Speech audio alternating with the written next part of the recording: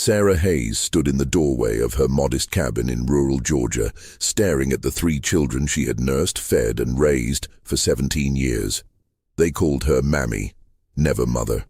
But on that humid August morning in 1869, when the plantation records were finally unsealed by federal investigators, she discovered something that would shatter everything she believed about her life. The documents revealed names, dates, and a truth so disturbing that 2 county officials refused to speak of it publicly. What Sarah learned that day would force her to confront a question no mother should ever have to answer. Were they truly her master's children, or had she been deceived in ways far more sinister than she could have imagined? Before we continue with the story of Sarah Hayes and the horrifying secret hidden in those plantation records, make sure you're subscribed to this channel. We bring you the darkest, most compelling true stories from America's past. And tell us in the comments, what state are you listening from? Let's discover together what really happened on the Grantham estate. The autumn Sarah Hayes arrived at the Grantham plantation was unremarkable in every way except one. She was 19 years old, recently purchased at auction in Savannah, and visibly pregnant. The year was 1852, and the estate sprawled across 800 acres of red Georgia clay, producing cotton and corn in quantities that made Charles Grantham one of the wealthier landowners in Burke County. The main house stood 3 stories tall, painted white with black shutters that never seemed to close completely, giving the windows a perpetually watchful appearance. Charles Grantham was 43, a widower whose wife had died in childbirth 3 years earlier, along with their infant son. The loss had transformed him from a gregarious host, known for elaborate dinner parties, into a reclusive figure who spent most evenings in his study, drinking whiskey and reviewing ledgers by candlelight. The household staff whispered that he blamed himself, that he'd insisted his wife travel to Savannah late in her pregnancy against the doctor's advice. Sarah had belonged to a smaller farm near Augusta before the owner's bankruptcy forced the sale of all assets, including the 12 people he'd enslaved. She never spoke of the father of her unborn child, and no one asked. Such questions were considered impolite among the enslaved community. Everyone carried wounds too deep for casual conversation. The overseer, a thin man named Porter with permanently sunburned forearms, assigned Sarah to work in the main house under the supervision of Dinah, the head of household staff who'd served the Grantham family for 26 years. Dinah was in her 50s, gray-haired and efficient, with the kind of stern demeanor that concealed a capacity for unexpected kindness. She took one look at Sarah's condition and assigned her to light duties, mending clothes, preparing vegetables, tending the herb garden behind the kitchen. "You'll work until you can't," Dinah told her matter-of-factly. "Then you'll rest until you can work again. That's how we survive here. Mr. Grantham don't tolerate laziness, but he ain't cruel like some. You do your work, keep your head down. You'll be treated fair enough." Sarah discovered this was largely true. The Grantham plantation operated with cold efficiency rather than brutality. There were rules. No one entered the main house through the front door. No one spoke unless spoken to. No one was permitted in Mr. Grantham's study under any circumstances. But the food rations were adequate. The cabins had solid roofs, and Porter rarely used his whip. It was a kind of prison where the bars were invisible but no less real. In January of 1853, Sarah gave birth to a son she named Thomas. Dinah attended the delivery, along with an elderly woman named Ruth who'd brought more than 80 babies into the world. The labor lasted 14 hours. When it was over, Sarah held her son and felt something she hadn't experienced since her own mother had been sold away when she was 12. Hope. Perhaps not for herself, but for this small life that knew nothing yet of the world's cruelty. She returned to work when Thomas was 3 weeks old, strapping him to her back in the traditional way, the rhythm of her movements lulling him to sleep while she worked. Mr. Grantham never acknowledged the child's presence. To him, Sarah was simply another piece of property that had produced another piece of property, valuable only insofar as both could work. The seasons turned. Sarah proved herself capable and reliable, qualities that earned her grudging respect from the other household staff. She learned the family's preferences. Mr. Grantham took his coffee black with 2 spoons of sugar, preferred his shirts starched to near stiffness, and would not eat fish on Wednesdays for reasons no one could explain. She learned to move through the house like a ghost, visible only when needed, invisible the rest of the time. Thomas grew into a bright, curious child who asked too many questions. By the time he was 3, he'd learned to read from studying the newspapers that lined the kindling box, teaching himself letters and then words with a determination that worried Sarah. Literacy was dangerous for enslaved people in Georgia. The state had laws against teaching them to read, laws backed by severe punishments. But she couldn't bring herself to discourage his hunger for knowledge. Instead, she taught him to hide it, to never let white people see him reading, to pretend ignorance even when he understood everything being discussed around him. "Smart can keep you alive," she told him, "but showing you're smart can get you killed. Remember that, Thomas. Always remember that." In the spring of 1855, everything changed. Mr. Grantham announced his engagement to Margaret Yancey, the 28-year-old daughter of a prominent judge from Augusta. The household exploded into preparation. Every room was cleaned and repainted. New furniture was ordered from Savannah. The gardens were redesigned by a landscape architect from Charleston. Margaret Yancey arrived in June with 14 trunks, 2 personal maids, and expectations that would reshape the entire plantation.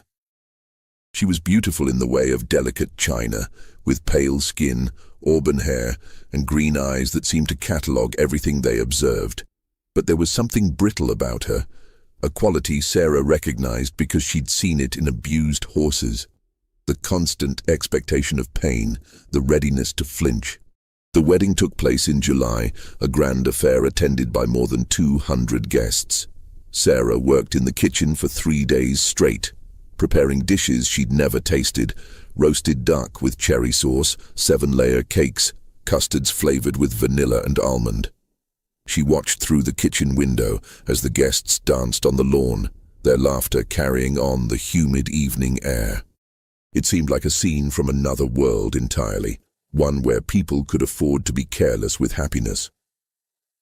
Margaret took control of the household with surprising firmness. She rearranged staff assignments, implemented new schedules, and insisted on European-style service that required extensive retraining. She was neither kind nor cruel, simply distant, as if the enslaved people who surrounded her daily were pieces of furniture that happened to move and speak. But she was particularly distant with Sarah. She never looked directly at her, never addressed her by name, referred to her only as the girl, even though Sarah was by then 22 years old. Dinah noticed but offered no explanation, only a warning. Stay out of her sight much as you can. Some folks got their reasons for the way they are, and those reasons ain't our concern. A year after the wedding, Margaret announced she was pregnant. The household's atmosphere transformed overnight. Mr. Grantham, who'd been somber for years, suddenly smiled at dinner, ordered imported wines, spoke enthusiastically about the future. Margaret withdrew even further, spending most of her time in her rooms, seeing no one but her personal maids and the doctor who visited weekly from Augusta. The pregnancy was difficult. Margaret suffered constant nausea, headaches so severe she couldn't tolerate light or sound, fainting spells that left her unconscious for hours. The doctor prescribed bed rest and laudanum, both of which she embraced with an intensity that worried the household staff. In March of 1857, she went into labor. The screaming could be heard throughout the entire house, terrible sounds that seemed to last forever. Sarah, working in the kitchen, felt her stomach clench with each cry. She remembered her own labor with Thomas, the pain that had felt like dying. But Margaret's screams had a different quality. Something beyond physical pain, something that sounded like fury. After 23 hours, a baby girl was born. They named her Caroline. But Margaret refused to hold her. She refused to nurse her. She turned her face to the wall and told Mr. Grantham to get the infant out of her sight. The doctor examined Margaret and declared her suffering from nervous exhaustion, a condition that would require months of rest and isolation to cure. He prescribed increased doses of laudanum and complete separation from the baby until she recovered. No one questioned this. Postpartum melancholia was common enough, particularly after difficult births. Mr. Grantham stood in his study that night, holding his newborn daughter completely at a loss. She needed to be fed. She needed constant care. The wet nurse they'd arranged had died 2 weeks earlier from pneumonia, and there wasn't time to find another before the baby starved. Dinah solved the problem. She knocked on the study door and said 5 words. "Sarah can nurse the child." Sarah was in her cabin when Dinah came for her. She was nursing Thomas, who was 4 years old and still sometimes wanted the comfort of his mother's breast before sleep. Dinah explained the situation with her characteristic bluntness. Mrs. Grantham couldn't care for baby Caroline. Mr. Grantham needed a wet nurse. Sarah was still nursing Thomas, which meant she had milk. It wasn't a request. It was never a request. Sarah felt a cold dread settle in her stomach. She'd heard stories of enslaved women forced to nurse white babies while their own children starved. She'd heard of women whose bodies gave all their milk to their master's children, leaving nothing for their own. But she had no choice, so she stood up, wrapped Thomas in a blanket, and followed Dinah through the dark to the main house. Mr. Grantham met them in the nursery, a room that had been hastily prepared on the 2nd floor. He held Caroline awkwardly, the way men hold babies when they're terrified of breaking them. The infant was screaming, her face red and pinched with hunger. "Feed her," he said to Sarah, and left the room. Sarah sat in the rocking chair and arranged her clothing. She'd fed Thomas just minutes earlier, but she pressed the screaming infant to her breast and felt the small mouth latch on with desperate strength. The crying stopped. The room filled with the sound of suckling and Sarah's own racing heartbeat. Thomas, who'd been silent and wide-eyed through the entire exchange, whispered, "Mama, hush now," Sarah told him. "Everything's gonna be all right." But she knew, even as she spoke the words, that she was lying. Nothing was going to be all right. She could feel it in the way baby Caroline fed with such intensity, such hunger, as if she meant to take everything Sarah had. And in the months that followed, she nearly did. The arrangement began simply enough. Sarah would come to the main house every 4 hours to nurse Caroline.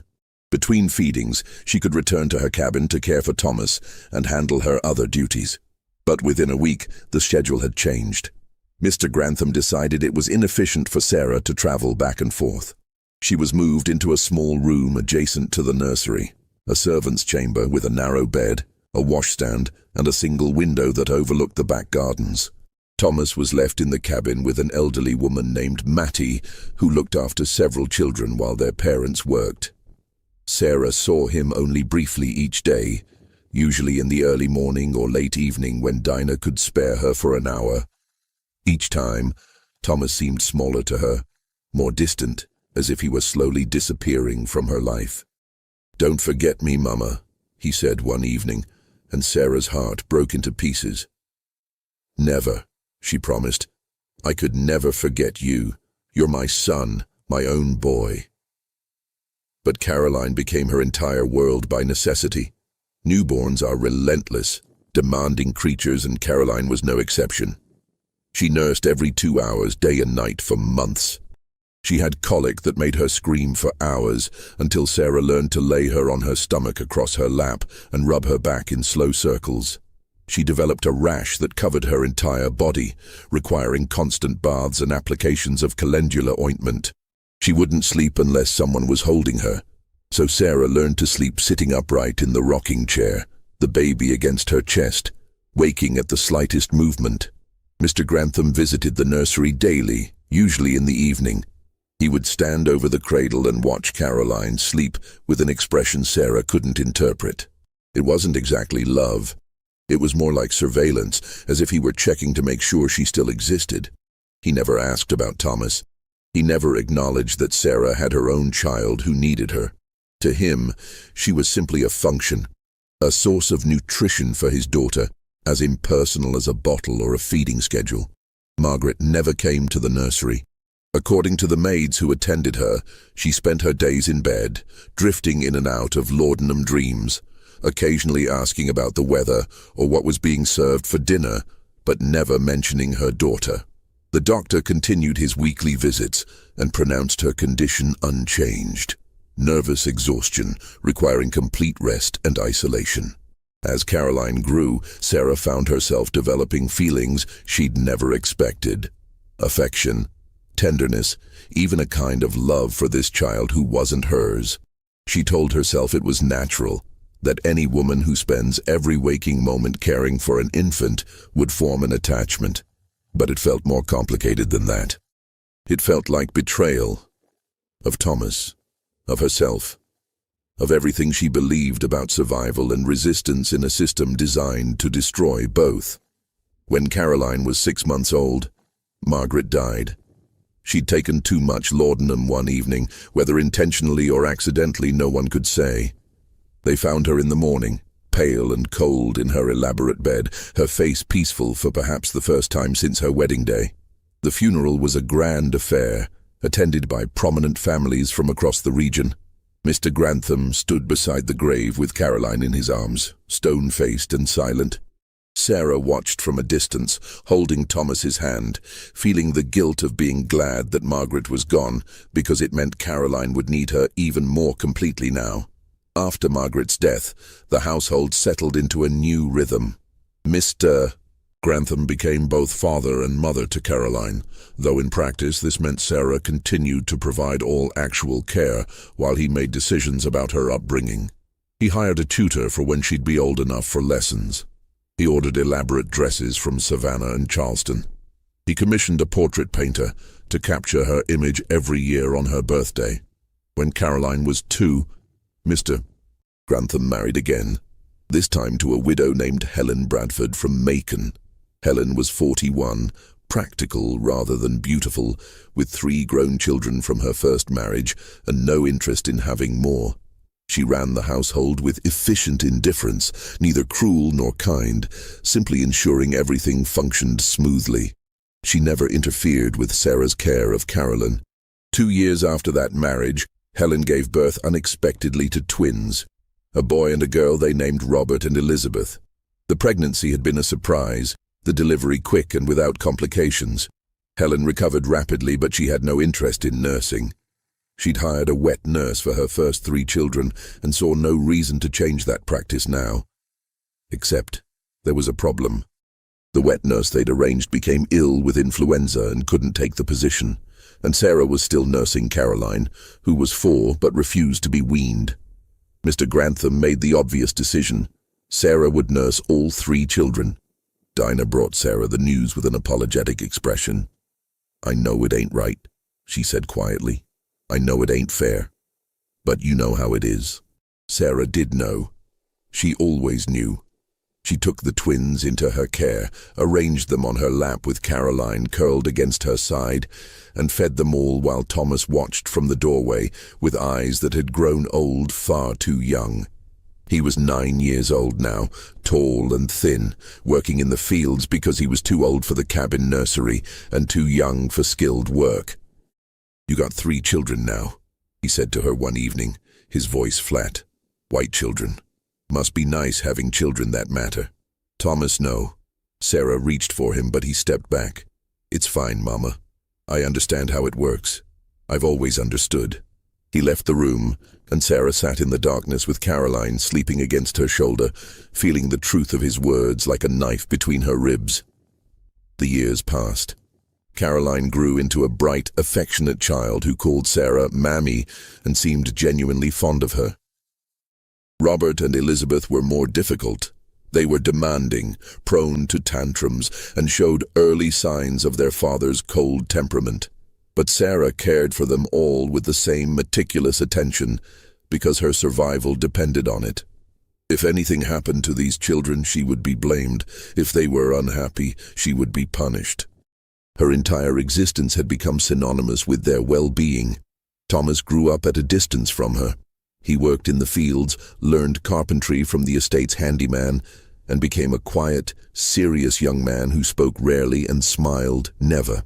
When they saw each other, which was seldom, he was polite but distant, calling her ma'am instead of mama. as if they were strangers rather than mother and son. "I lost him," Sarah told Dinah one night, the words pulled from somewhere deep and painful. "You didn't lose him," Dinah said. "He's just protecting himself the only way he knows how. Can't blame a boy for that." But Sarah did blame someone. She blamed Mr. Grantham, who'd taken her body's very capacity to nurture and redirected it toward his own children. She blamed the system that made such theft legal and routine. And she blamed herself, though she knew that was irrational, for not finding a way to resist. In April of 1865, word reached the plantation that General Lee had surrendered at Appomattox. The war was over. The Confederacy had fallen, and with it, the entire system of slavery that had defined the South for 2.5 centuries. Mr. Grantham called a meeting of all the enslaved people on the estate. There were 63 of them, gathered in front of the main house on a warm spring evening. He stood on the porch, his face gray with exhaustion and something that might have been defeat. "You're free," he told them. "As of now, you're all free. You can stay and work for wages, or you can go. The choice is yours." There was silence. No one cheered. No one wept. They simply stood there, trying to comprehend what freedom meant when you'd never known anything but bondage. That night, Sarah sat in the small room adjacent to the nursery, still her room after 13 years, and tried to imagine leaving. But where would she go? She had no family, no connections, no money, no possessions beyond the clothes on her back. And she had Caroline, Robert, and Elizabeth, who depended on her completely. Mr. Grantham had never been deliberately cruel to her. The plantation was the only home she could remember clearly. The practical choice, the safe choice, was to stay. The next morning she told Mr. Grantham she would remain and work for wages. He looked relieved and offered her $7 a month plus room and board. It was exploitation, though not as severe as slavery had been. She accepted because the alternative was starvation. Most of the formerly enslaved people made the same choice, at least initially. Some left within weeks or months, drawn by promises of opportunity in Atlanta or Savannah or up north. But others stayed because leaving required resources they didn't have and courage they couldn't quite summon after a lifetime of being told they were property. Thomas left in June. He was 16, tall and capable, literate thanks to his years of secret study. He came to Sarah's room one evening and said, "I'm going to Savannah. Going to find work on the docks, maybe sign onto a ship. I need to see what's out there, Mama." Sarah wanted to beg him to stay. She wanted to tell him the world was dangerous and he was still so young. But she looked at his face and saw the determination there, the desperate need to become something other than what this place had made him. "You write me," she said. "You promise you'll write me." "I promise," he said, and hugged her briefly before pulling away. "I got to go now, before I lose my nerve." She watched him walk down the long drive in the dawn light, carrying everything he owned in a single canvas bag, and felt something inside her finally break completely. The years after the war were difficult for everyone, but particularly for the Grantham household. The plantation's income dropped dramatically as the labor force shrank and cotton prices fluctuated wildly. Mr. Grantham sold parcels of land to cover debts. Helen's jewelry was quietly pawned in Augusta.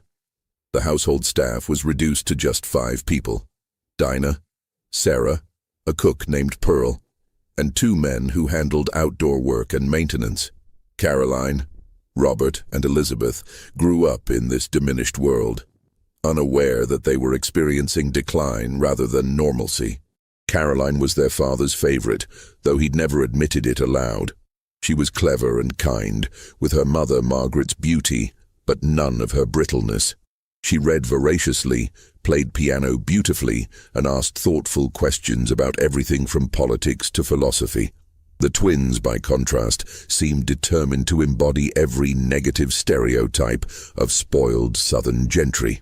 Robert was arrogant and lazy, constantly reminding the household staff of their inferior status. Elizabeth was vain and manipulative, skilled at playing her parents against each other to get what she wanted. Sarah continued to care for all 3 children, though the nature of her duties evolved as they aged. By the time Caroline was 14, Sarah's role had shifted from nursemaid to something closer to a personal servant, arranging her clothes, styling her hair, helping her dress for social occasions. She still felt affection for Caroline, even love, though she'd learned to keep those feelings carefully compartmentalized. This was her job now, nothing more. Thomas wrote occasionally, brief letters that arrived every few months describing his life in Savannah. He'd found work at the shipyards, then later as a clerk for a shipping company. He'd learned bookkeeping and navigation. He'd joined a church and made friends. He was building a life, and Sarah was proud of him even as she mourned the distance between them. "Why does Mammy cry when she gets letters?" Elizabeth asked one day, watching Sarah carefully fold one of Thomas's notes and tuck it into her apron pocket. "Because she's foolish," Robert answered before Sarah could respond. "Daddy says colored people are too emotional for their own good." "That ain't true," Caroline said sharply. "Mammy's not foolish. Maybe she misses someone. Maybe the letter is from family." "You don't have family, do you, Mammy?" Elizabeth asked with the casual cruelty of a child who doesn't understand the impact of her words. "I thought all your people died or ran off." Sarah swallowed the rage that rose in her throat and forced her voice to remain level. "I have a son. His name is Thomas. He lives in Savannah." The three children stared at her. It was perhaps the first time Sarah had ever volunteered personal information about her life. "You have a son?" Caroline said slowly. "But I never knew that. Why didn't I know that?" "You never asked, Miss Caroline." Caroline's face flushed, and she looked genuinely distressed. "That's not fair. I should have known. You've been taking care of us our whole lives, and I don't know anything about you." "That's how it's supposed to be," Robert said dismissively. "They're not our friends, Caroline. They're servants. She raised us," Caroline said, her voice rising. "Don't you understand that? She fed us and held us and sat up with us when we were sick. Doesn't that mean anything?" Robert shrugged. "It means she was doing her job. Daddy paid her, didn't he?" The conversation ended there, but something had shifted in Caroline. She started asking Sarah questions about her life before the plantation, about her parents, about Thomas. Sarah answered carefully, never revealing too much, always conscious that these children were still her employer's children, and anything she said could be used against her. In 1868, when Caroline was 16, she announced her intention to attend a female seminary in Macon. Mr. Grantham was reluctant. He preferred to keep her close. But Caroline insisted with the kind of polite stubbornness that eventually wore down opposition. She would go for 2 years, study literature and music and natural philosophy, and then return to prepare for marriage and the management of her own household. The night before Caroline left, she came to Sarah's room for the first time in years. She stood in the doorway, already dressed in traveling clothes, looking nervous. "I wanted to thank you," she said formally, "for everything you've done for me. I know I haven't always... I understand now that things were complicated. Are complicated." Sarah sat on her narrow bed and looked at this young woman she'd nursed and raised, who'd called her Mammy but never mother, who'd taken her time and energy and love as if it were simple owed rather than given. "You're a good girl, Miss Caroline," Sarah said, "because it was true and because kindness cost nothing. You study hard and make yourself into someone strong. Will you still be here when I come back?" Caroline asked, and there was something in her voice that sounded almost like worry. "I expect so," Sarah said. "Don't have anywhere else to go." Caroline left the next morning. The house felt emptier without her, though Sarah would never have admitted it aloud. In the spring of 1869, everything changed.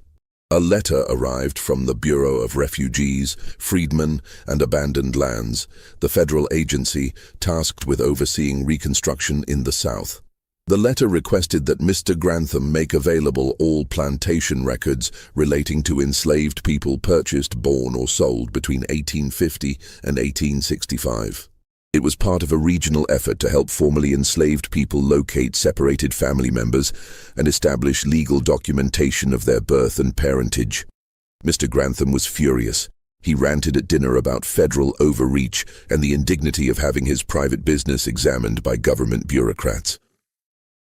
But he complied, because refusing would bring unwanted scrutiny to the plantation's finances and potentially expose other irregularities in his business practices.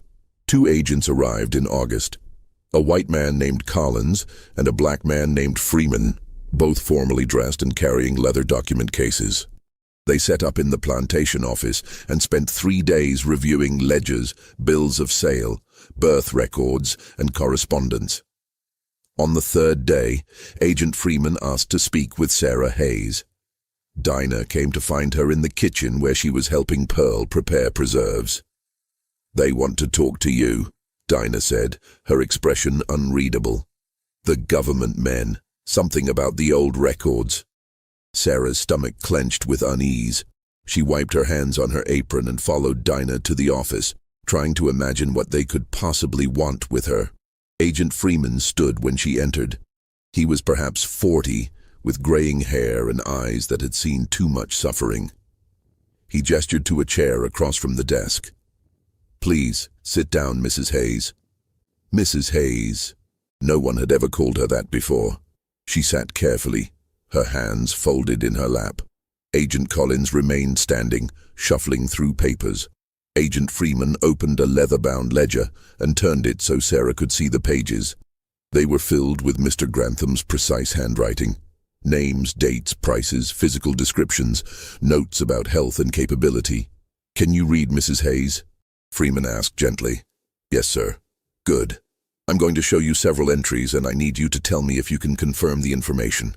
He pointed to a line near the top of the page. "Is this you?"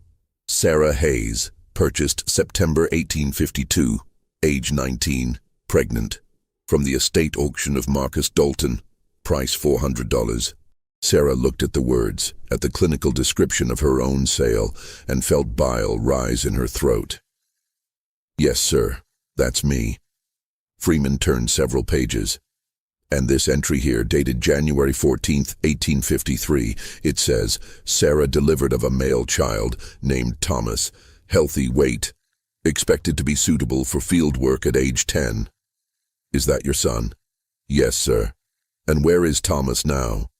"Savannah, sir. He left after the war. He writes me sometimes." Freeman nodded and made a note. Then he turned more pages, his finger sliding down columns of dates and names until he stopped at an entry from March 1857. "This is where things become complicated, Mrs. Hayes," he said quietly. "I need you to look at this entry carefully and tell me if you notice anything unusual." Sarah leaned forward to read. The entry said, March 18th, 1857. Delivery of female child, Caroline Margaret Grantham.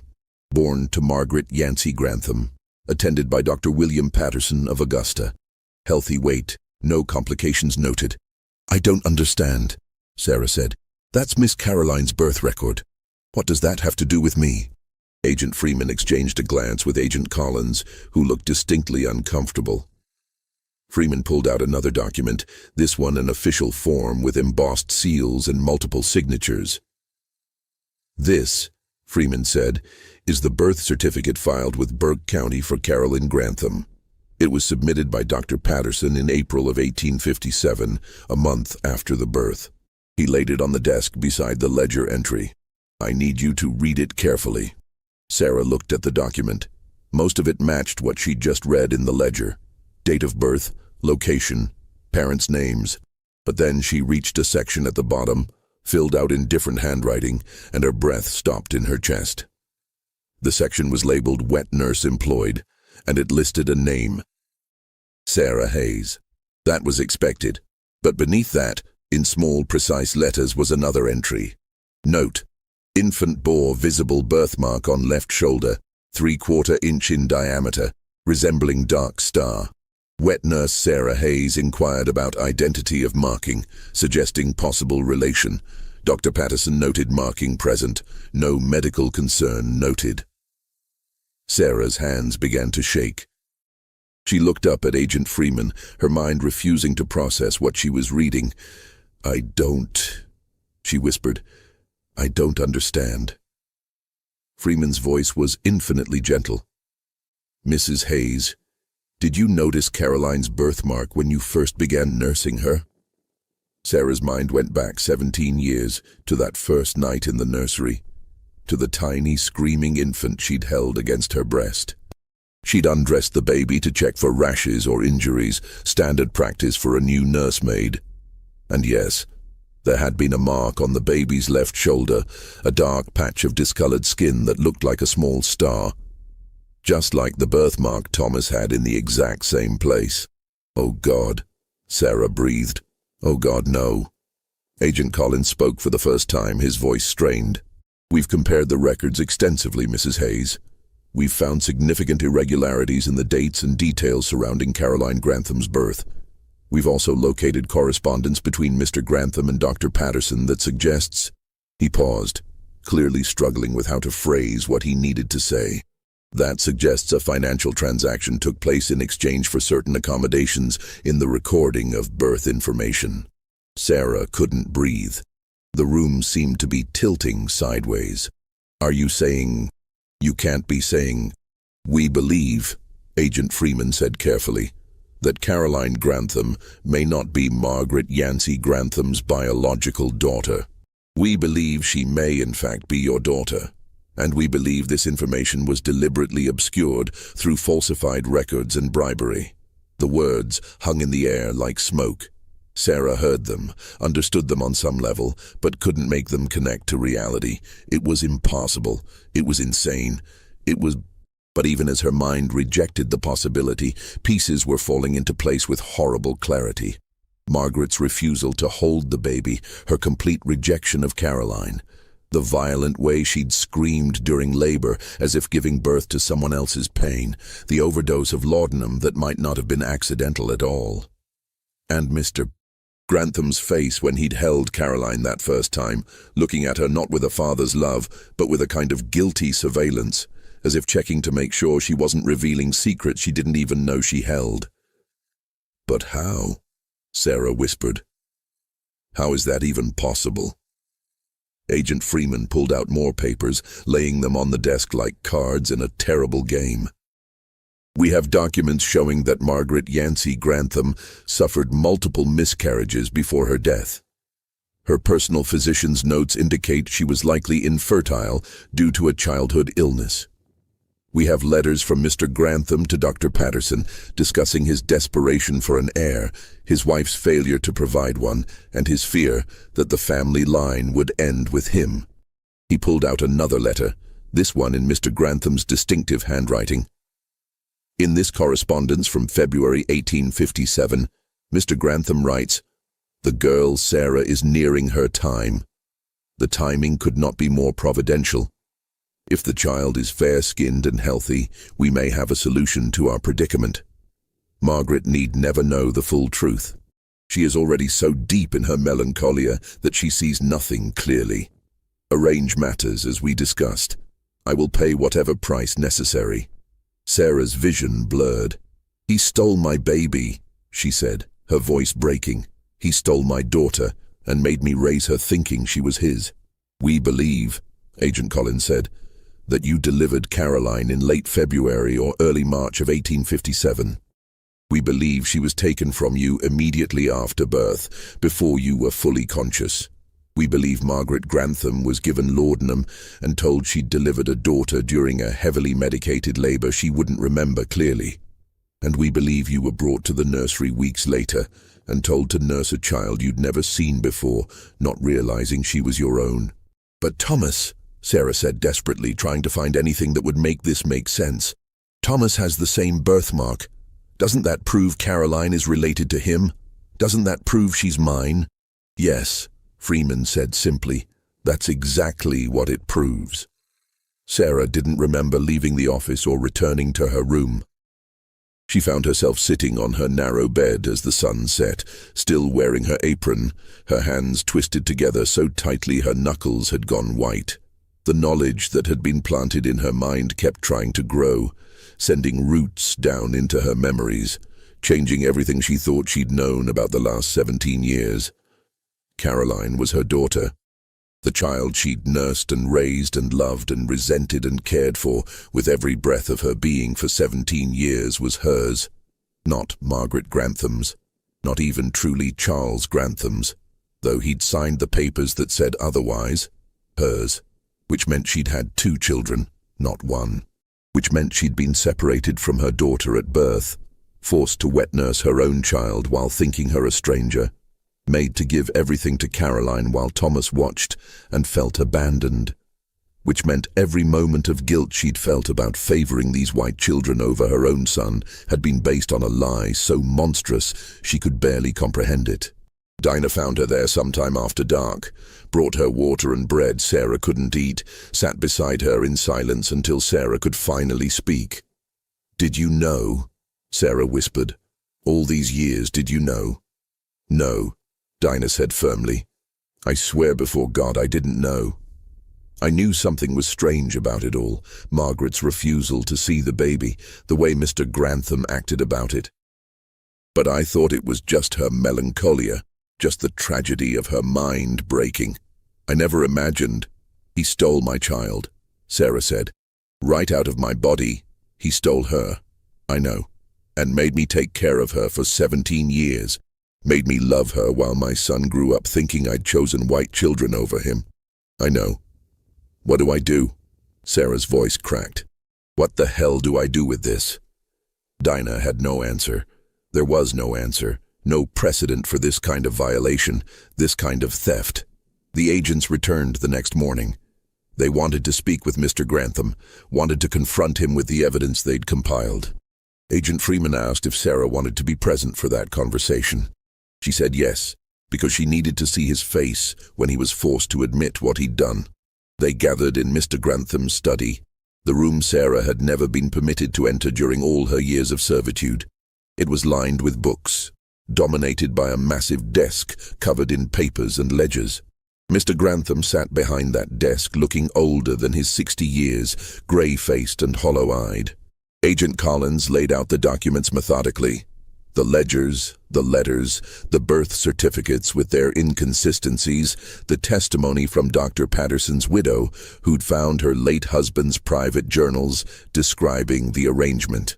Mr. Grantham listened in silence, his hands folded on the desk in front of him. When Agent Collins finished, the room filled with a silence so complete Sarah could hear her own heartbeat. "Is any of this disputed?" Agent Freeman finally asked. Mr. Grantham looked at Sarah for the first time. His eyes were empty of everything except exhaustion. "No," he said quietly. "It's all true." Sarah felt something inside her shatter at the confirmation. Some part of her had hoped desperately that it was all a mistake, a misunderstanding that could be explained away. But here was the truth, stated plainly in his own voice. "Why?" she whispered. "How could you do that?" Mr. Grantham looked down at his hands. When he spoke, his voice was flat, empty of emotion. "Margaret couldn't have children. We'd tried for 3 years. She'd miscarried 6 times, each one worse than the last. The doctors said her womb was damaged, that she'd never carry a child to term. And I needed an heir. The plantation, the family name, everything depended on having someone to pass it to. So you decided to steal mine," Sarah said, rage beginning to burn through the shock. "You were pregnant when I bought you," Grantham continued as if she hadn't spoken. "I didn't plan any of this initially. But as your time approached, I started thinking about possibilities. The child you were carrying, if it was light-skinned enough, if it was healthy, it could solve everything. No one would question a baby's legitimacy if they thought Margaret had delivered it.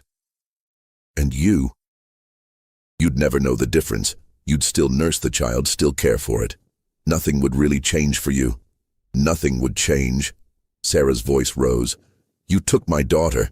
You made me raise her thinking she belonged to someone else." "She was well cared for," Grantham said, and there was something in his voice that might have been defensiveness. "She was fed, clothed, educated, given every advantage. She grew up in this house instead of in a slave cabin. I made her my legal heir. How is that worse than the life she would have had as your daughter?" Sarah stood up so quickly her chair fell backward. Because she was mine, because I had a right to know my own child. Because you made me love her while hating myself for loving her, made me feel guilty for every moment I spent with her instead of with Thomas. You destroyed my relationship with my son to keep your lie secret. I paid you, Grantham said, his voice hardening. After the war, I paid you wages to care for her. You were compensated. Compensated? Sarah laughed, a wild, broken sound. You think $7 a month compensates for stealing a child? Agent Freeman cleared his throat. Mr. Grantham, you understand that this constitutes fraud.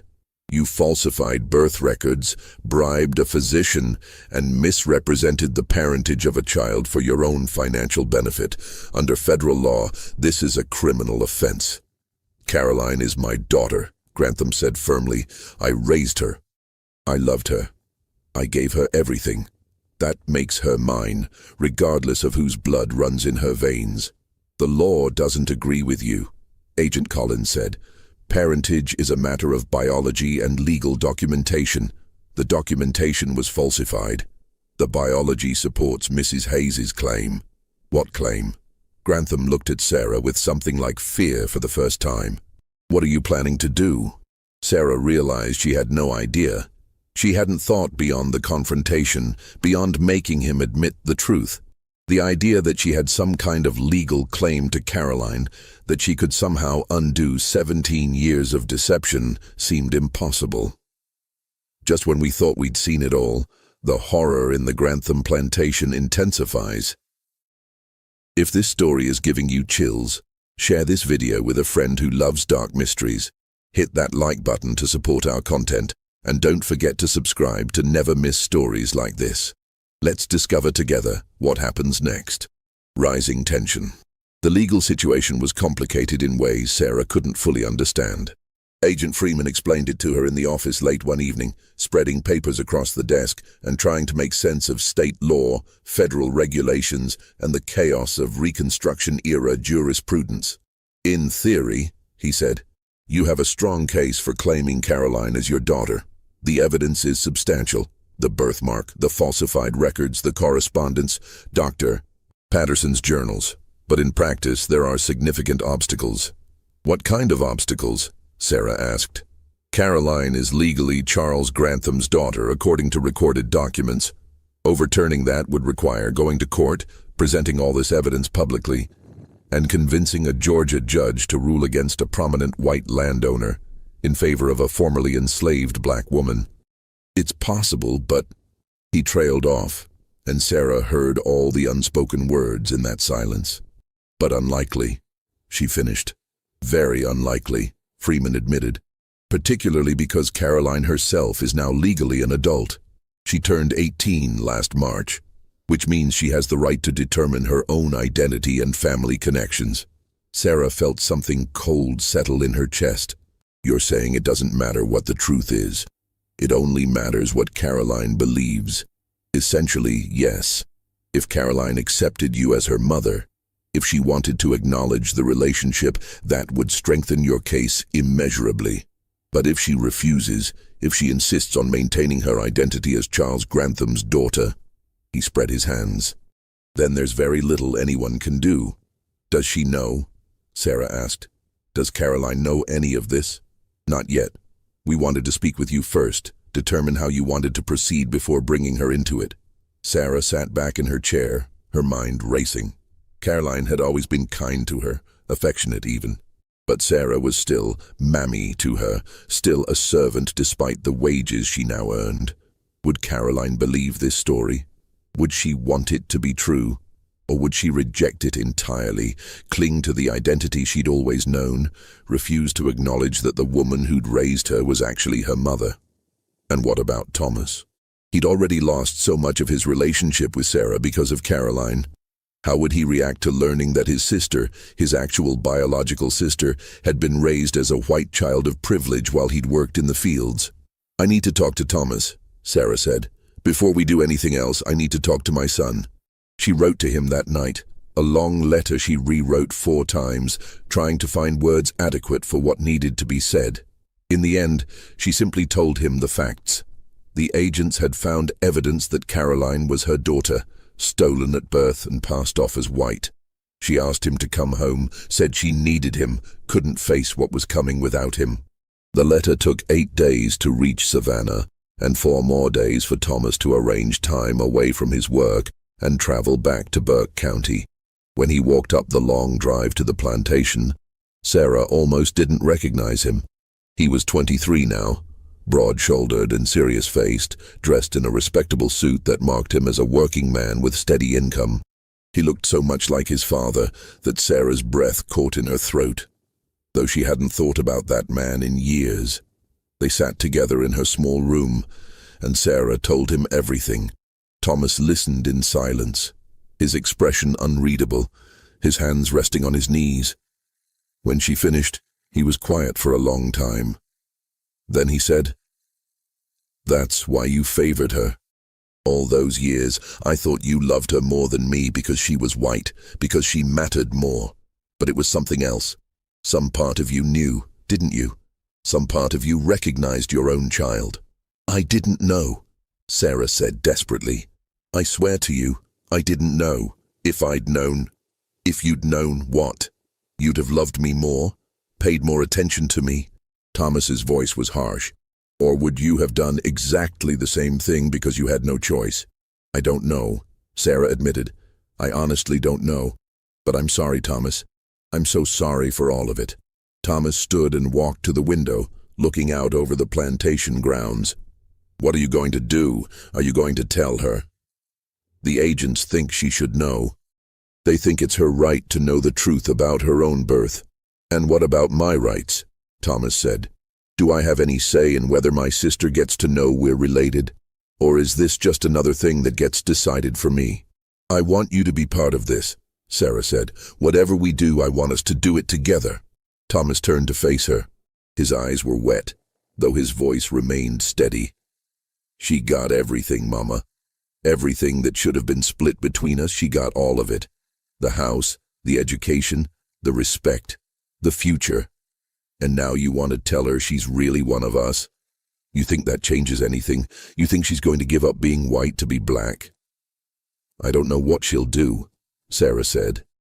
"But she deserves to know the truth." "Maybe," Thomas said. "Or maybe the truth just hurts people and changes nothing." But he agreed to stay, at least until they'd spoken with Caroline.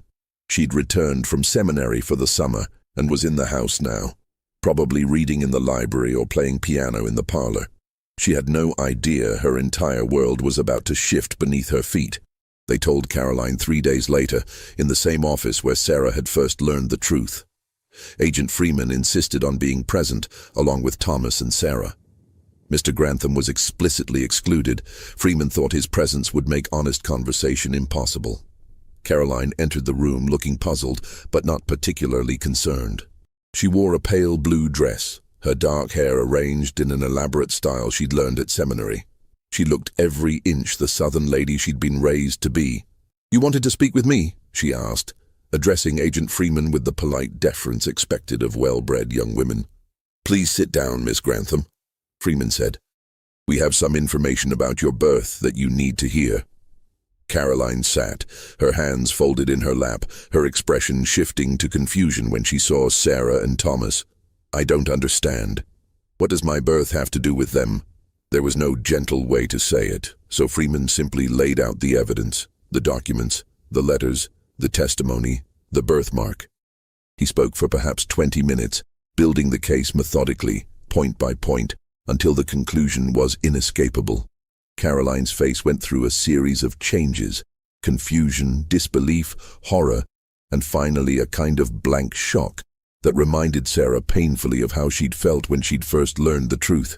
"No," Caroline said when Freeman finished. "That's not possible. I'm Charles Grantham's daughter. My mother was Margaret Yancey Grantham. This is insane."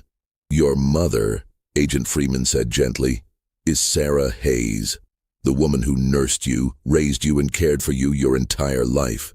Caroline looked at Sarah for the first time, really looked at her, and Sarah saw the moment when it clicked into place. The birthmark, the attachment, the things that had never quite made sense, suddenly making terrible sense. "No," Caroline said again, but with less certainty. "If this were true, why wouldn't someone have told me? Why would everyone have lied?"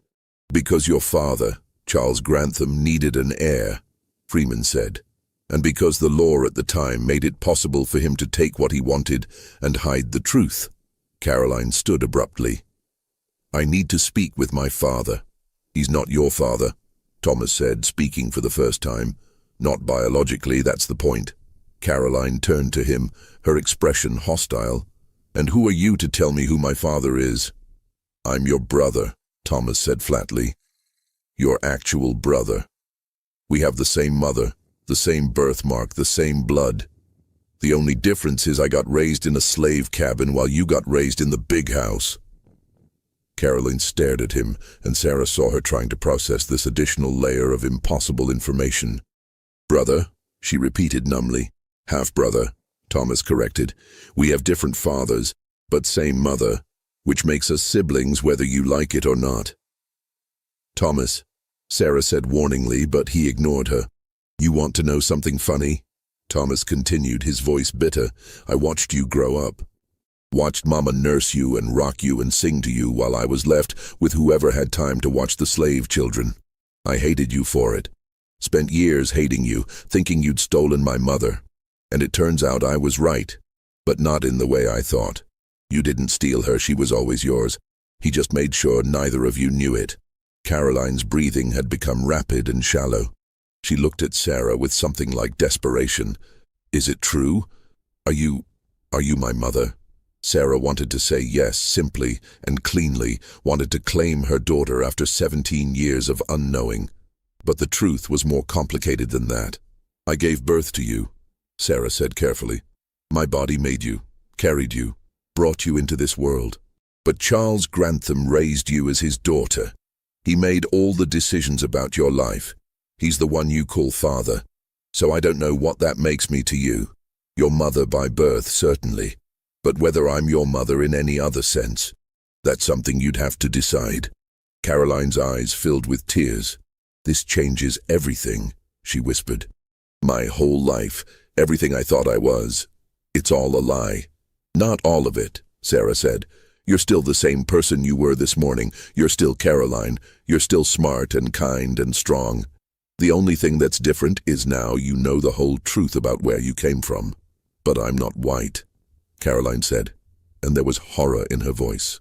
"If you're my mother, if this is all true, then I'm not white. What am I?" The question hung in the air like poison. Thomas laughed, a sharp, ugly sound.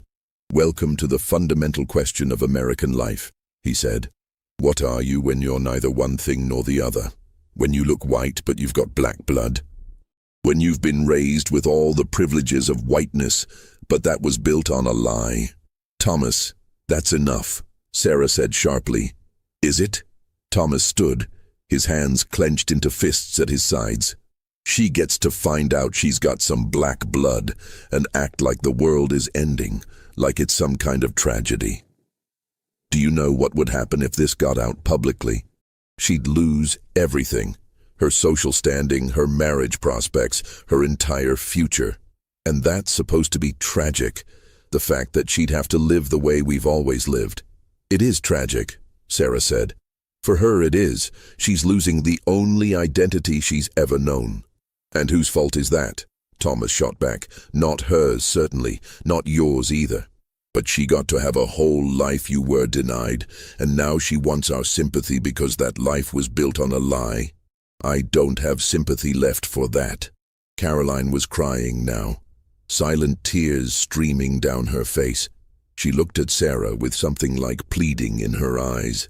"What do I do? How am I supposed to? What am I supposed to do with this?" Sarah crossed the room and did something she'd never done in 17 years of caring for Caroline. She touched her as a mother would, not as a servant. She put her hands on Caroline's shoulders and looked directly into her eyes. "You survive," Sarah said. "You take the truth, however ugly it is, and you decide who you want to be. You choose whether to acknowledge it publicly or keep it secret.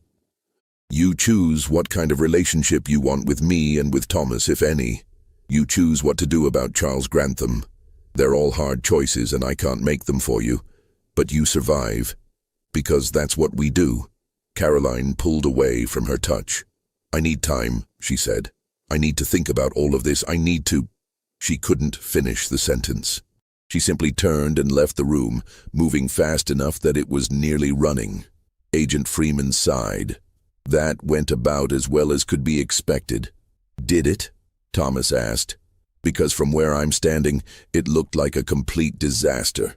Sarah sat down heavily, feeling exhausted to her bones. What happens now? Now we wait, Freeman said. We wait to see what Caroline decides. Because ultimately, she's the one with the power here. She's white passing, legally documented as Charles Grantham's daughter, and of legal age. If she chooses to reject this information, there's nothing anyone can do to force her to acknowledge it.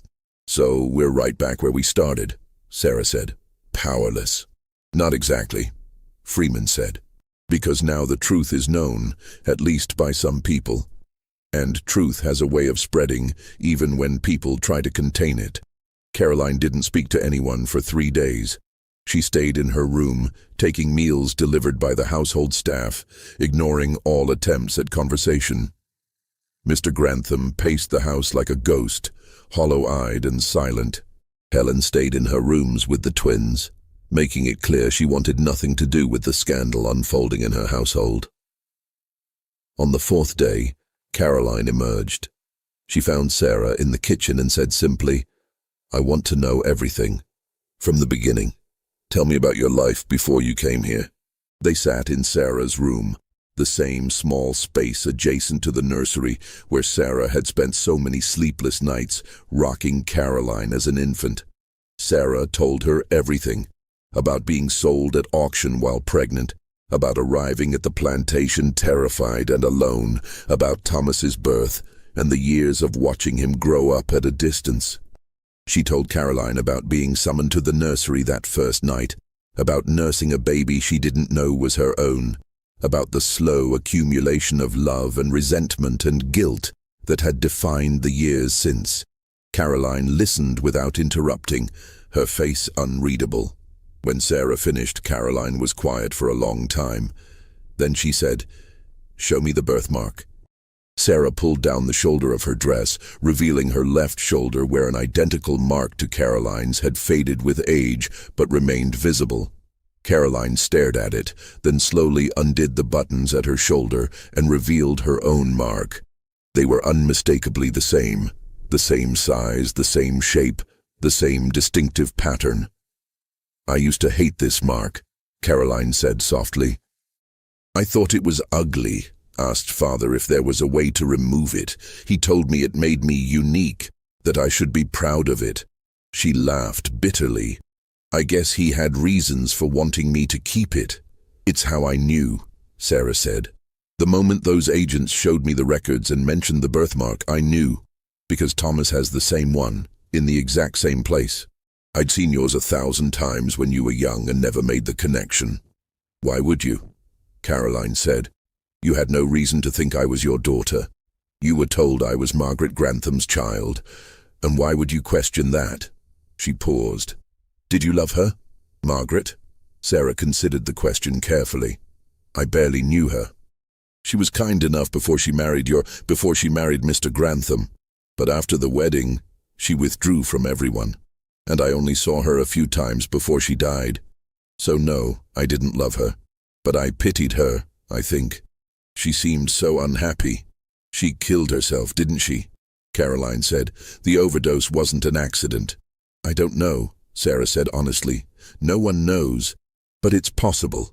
Because she couldn't live with what they'd done, Caroline said. Taking your child and pretending it was hers. She couldn't live with that lie. Maybe. Or maybe she just couldn't live with her own pain anymore. Depression kills people, Caroline. It's not always about one specific thing. Caroline stood and walked to the window, the same window Sarah had stared out countless times during the long nights of Caroline's infancy. I've been thinking about what Thomas said, about me having all the privileges he was denied. He's right, isn't he? I got to be white because someone decided I looked white enough to pass. and that gave me everything while he got nothing. You were a baby, Sarah said. None of that was your fault. But I benefited from it, Caroline said. I still benefit from it. Right now, this moment, I'm benefiting from the fact that I look white. If I walked away from this house and never told anyone about my real parentage, I could have a completely normal life. I could marry well, have children, move in society, never face any of the consequences that you and Thomas face every day. And the only thing stopping that is my conscience. So what are you going to do? Caroline turned to face her. I don't know. The truth is, I'm terrified. If this becomes public knowledge, my life as I know it ends. I'll be ostracized, unmarriageable, possibly subject to all the discriminatory laws that govern colored people's lives. But if I keep it secret, I'm complicit in the lie that destroyed our family. I'm choosing whiteness over truth, privilege over integrity. There's no right answer, Sarah said. Whatever you choose will cost you something. I know. But here's what I do know. You're my mother. Biologically, unquestionably, you're my mother.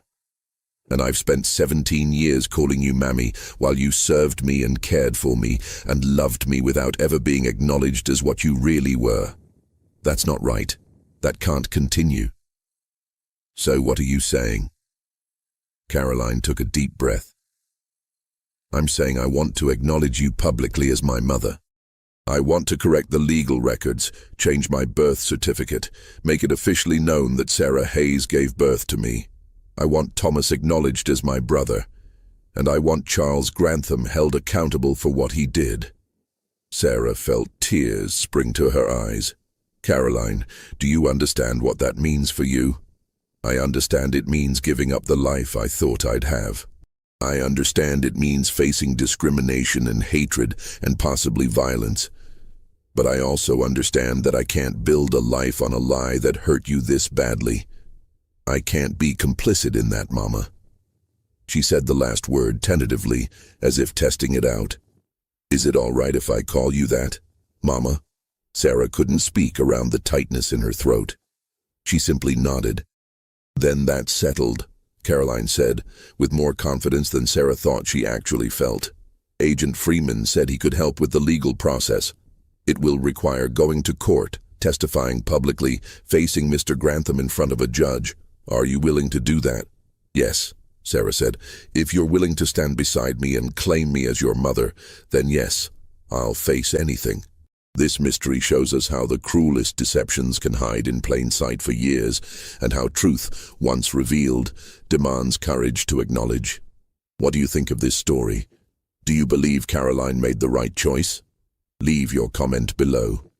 If you enjoyed this tale and want more horror stories like this, subscribe, hit the notification bell, and share with someone who loves mysteries.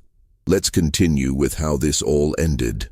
The legal proceedings took place in September of 1869 in the Burke County Courthouse. The courtroom was packed with spectators. The case had become notorious throughout the region, drawing attention from as far as Atlanta and Charleston. A white man accused of stealing a black woman's child and raising it as his own. It was scandalous in ways that transcended the usual boundaries of post-war racial tensions. Sarah testified first, describing the circumstances of Caroline's birth or what she remembered of it, the labor, the exhaustion, the hazy period afterward when she'd been told her baby had died and been buried quickly due to concern about fever. She'd been so weakened by the delivery that she'd believed it, hadn't questioned why she hadn't been allowed to see the body or attend any burial. I grieved my daughter for 3 weeks, Sarah told the court, her voice steady despite her shaking hands. And then Mr. Grantham brought me to the nursery and told me to nurse his infant. I never suspected that baby was mine. Why would I? I'd been told my child was dead. Dr. Patterson's widow testified next, reading from her late husband's journals. The entries detailed Charles Grantham's desperation for an heir, the arrangement they'd made. The doctor would attend Sarah's labor, take the healthy infant if it was light-skinned enough, and tell Sarah the baby had died. He would then tell Margaret Grantham, already heavily sedated, that she'd delivered a daughter. The timing had worked because Margaret's supposed pregnancy had been faked using padding, her reclusive behavior during that period ensuring no one examined her closely enough to know she wasn't actually pregnant. My husband, Mrs. Patterson said, her voice tight with shame, was paid $500 for his participation in this fraud. He recorded it in his journal as payment for services rendered in the matter of the Grantham succession. I found these journals after his death last year and didn't understand what they meant until the federal agents came asking questions. Thomas testified about the birthmark, about growing up watching his mother care for the Grantham children while he was left with minimal attention. He testified about the emotional devastation of feeling abandoned, of not understanding why his mother seemed to love white children more than him. "I thought I wasn't good enough," he said, and his voice broke. "I thought there was something wrong with me that made my own mother not want me. And all along, she was taking care of my sister. She was doing what any mother would do, caring for her child, but neither of them knew the truth of it." Caroline testified last. She stood before the court in a simple dress, her hair pulled back severely, looking younger than her 18 years. She confirmed the birthmark, confirmed that she'd been told all her life she was Margaret and Charles Grantham's biological daughter, confirmed that she'd had no idea of the truth until the federal agents revealed it. Then she said, "I stand here today to acknowledge that Sarah Hayes is my mother by birth. I was stolen from her as an infant and raised under a false identity. I benefited from that theft for 18 years, living as a white girl with all the privileges that entails, while my brother worked in the fields and my mother served in the household that should have been partly hers. I can't undo those years. I can't give back what was taken, but I can tell the truth now. And I can say that Charles Grantham committed a fraud that destroyed my family before I even knew I had a family to destroy." Charles Grantham's attorney argued that the entire case was based on speculation, that the birthmark could be coincidence, that the journals could be misinterpreted, that Caroline was confused and manipulated by federal agents with political motivations. But the evidence was overwhelming, and even the Georgia judge, who'd clearly hoped to find a way to dismiss the case, couldn't ignore it. The ruling came down in October. The court found that Caroline Margaret Grantham was in fact Caroline Hayes, biological daughter of Sarah Hayes, and that her birth certificate had been fraudulently filed. The certificate was corrected to reflect Sarah Hayes as mother, with the father listed as unknown. Charles Grantham was fined $2,000 for fraud and forced to pay an additional $5,000 in restitution to Sarah Hayes for services rendered under false pretenses. He was not charged criminally. The statute of limitations had expired, and there was reluctance to set precedents that might open wealthy white families to prosecution for various Reconstruction-era violations. But the social consequences were severe. He was ostracized by polite society. His business relationships crumbled, and within a year he'd sold the plantation and moved to Texas to start over where no one knew his history. The ruling also determined that as Caroline was now legally recognized as a person of African descent, Georgia's one-drop rule made this automatic once the parentage was established. She was entitled to none of the Grantham estate. Everything that had been designated as her inheritance reverted to the estate to be divided among Charles Grantham's other legal heirs, Helen and the twins. Caroline lost everything: her name, her inheritance, her social position, her entire future as she'd imagined it. She became, in the eyes of the law and society, colored. All the doors that had been open to her slammed shut. But she gained a family. Sarah, Caroline, and Thomas left Burke County together that November, traveling to Savannah where Thomas had established himself. They took the money from the court settlement, $7,000, more than Sarah had imagined she'd ever see in her lifetime, and used it to buy a small house near the shipyards. Thomas found work for Caroline as a clerk in the shipping company's office, a position she could hold because she could read and write and calculate figures faster than most of the male employees. She worked under her new legal name, Caroline Hayes. The other clerks treated her with the casual prejudice reserved for colored people who'd gotten above their station. But the work was steady and the pay was fair. Sarah started a laundry business, using some of the settlement money to buy equipment and supplies. She employed other women from the neighborhood, providing steady work at fair wages. It was hard work, exhausting work, but it was hers. No one could take it from her. The three of them, mother, daughter, and son, built a life together. It wasn't the life any of them had imagined. Caroline would never marry into society or preside over a plantation household. Thomas would never fully trust that his mother loved him as much as she loved Caroline. Sarah would never recover the years she'd lost with either of her children. But they had each other. They had truth. And they had freedom.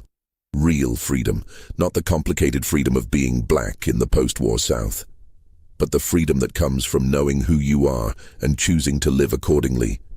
Caroline never spoke to Charles Grantham again. He wrote to her once, a long letter explaining his motivations, begging for understanding if not forgiveness. She burned the letter without reading it all the way through. Some apologies, she told Sarah, aren't worth hearing. Some things can't be forgiven, and trying just gives the person who hurt you more power. Sarah thought that was probably true. She'd spent 17 years raising her daughter without knowing it, serving the man who'd stolen from her, loving a child while her son felt abandoned. No apology could make that right. But on Sunday evenings, when the three of them sat together in their small parlor, Thomas reading the newspaper, Caroline working on her correspondence, Sarah mending clothes, she felt something like peace. It wasn't happiness exactly, wasn't justice, wasn't restoration of all that had been taken. But it was truth. It was family. And after everything, after all the lies and theft and cruelty, that was something. Years later, after Sarah had died and been buried in the colored cemetery in Savannah, Caroline would tell the story to her own children. She'd eventually married a teacher named James Reed who didn't care about her complicated past. She'd tell them about the grandmother they'd never met, about the years of unknowing, about the moment when truth finally broke through decades of deception. Your grandmother, she'd tell them, was the strongest person I ever knew. She survived being enslaved, survived having her children stolen and scattered, survived discovering that her entire life had been built on a lie. And she still found the strength to love me, to forgive me for benefiting from what was stolen from her. That's what strength really looks like. Remember that. And they would remember. The story would pass down through generations. A reminder of the everyday cruelties that built America, of the families destroyed by slavery's logic, of the truth that ultimately emerges no matter how deeply it's buried. The slave forced to raise her master's children had, in the end, raised her own daughter. It had taken 18 years and a war and federal agents and a public trial to make it true. But truth, once revealed, changes everything. Even when it comes too late to undo the harm, truth still matters. Truth is still worth fighting for, because without it, we're all just living in someone else's lie, serving someone else's purpose, loving without knowing who we really are. Sarah Hayes knew that, and in the end, she made sure her daughter knew it too.